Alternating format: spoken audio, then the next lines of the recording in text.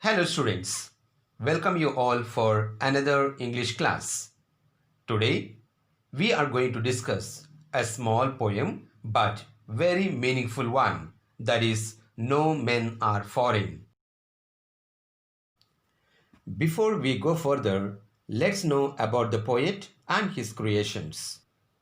James Faulkner Kirkup, FRSL, Fellow of the Royal Society of Literature. He was born on 23rd April 1918 and died on 10th May 2009, was a prolific English poet, translator, and travel writer. He wrote over 30 books, including autobiographies, novels, and plays. He became a Fellow of the Royal Society of Literature in 1962. After writing simple verses and rhymes from the age of 6 and the publication of his first poetry book, The Drowned Sailor, in 1947, Kirkup's published works encompassed several dozen collections of poetry, 6 volumes of autobiography, over 100 monographs of original works and translations, and thousands of shorter pieces in journals and periodicals. His skilled writing, haiku and tanka, is acknowledged internationally. Many of his poems recall his childhood days in the northeast of England and are featured in such publications as The Sense of the Visit to the Ancestral North, Throwback, and Shields Sketches. His hometown of South Shields now holds a growing collection of his works in the Central Library, and artifacts from his time in Japan are housed in the nearby museum. His last volume of the poetry was published during the summer of 2008 by Red Squirrel Press and was launched at a special event at Central Library in South Shields.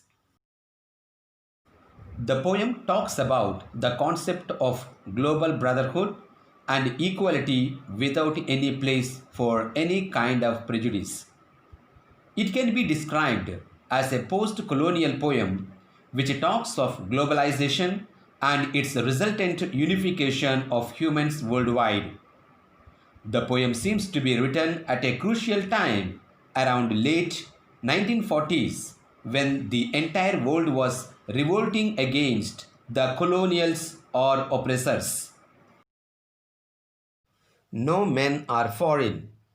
In this particular poem, the poet tells us not to distinguish people on the basis of their appearance, religion, region, etc. People of the whole world are brothers. All people are born, wear clothes, eat food, and at last die and buried in the same earth.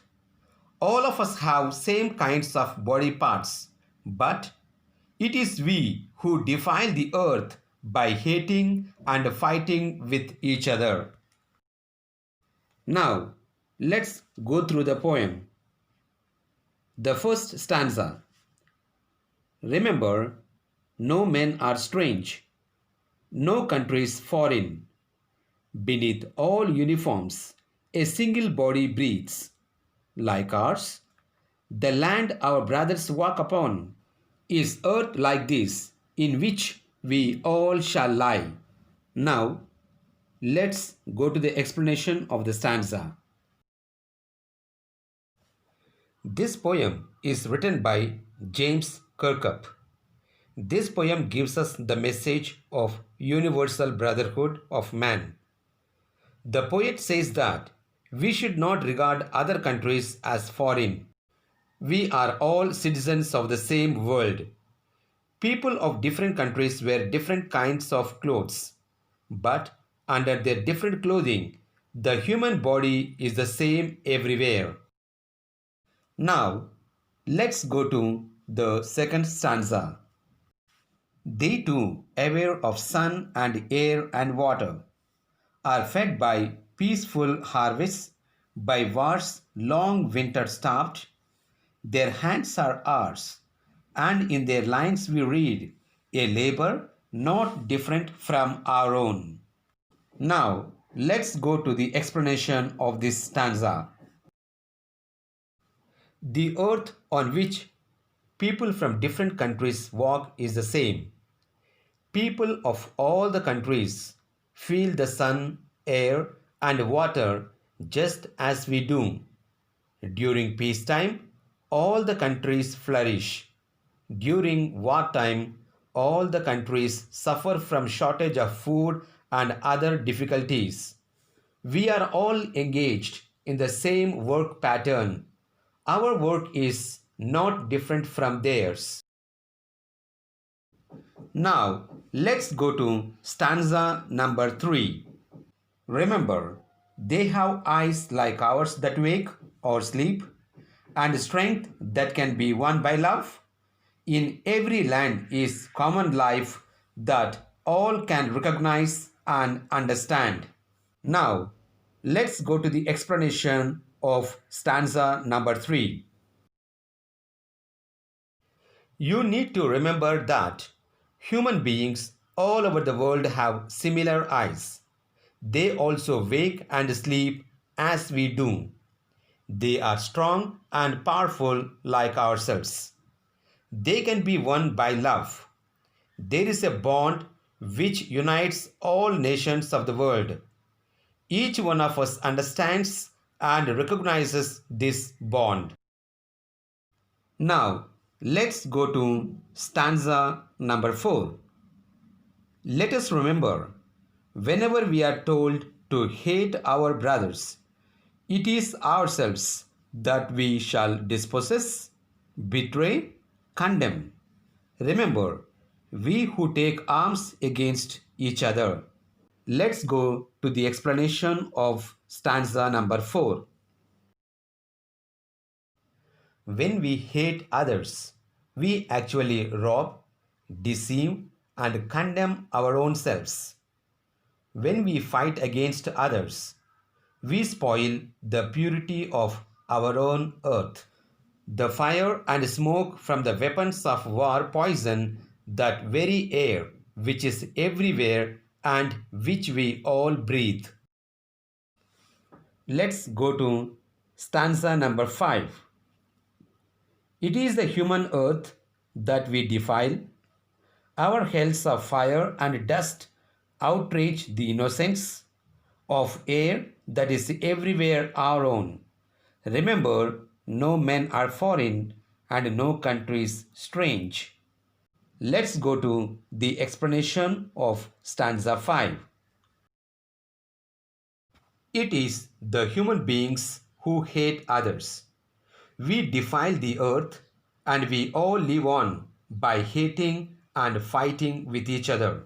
It is we who pollute the air that we all breathe to serve our purpose and without taking into consideration its bad impact on other people. The poem No Men Are Foreign, a poem by James Kirkup, states that no man is foreign or strange, and we should not regard anyone as foreign or strange. The poem revolves around the idea that all men are equal, though they are separated by boundaries. There is no difference between men of different nations. The difference is only within a man's heart. It is a universal appeal for brotherhood. The differences among them pertain merely to color, dress, and food habits, which are not of much significance.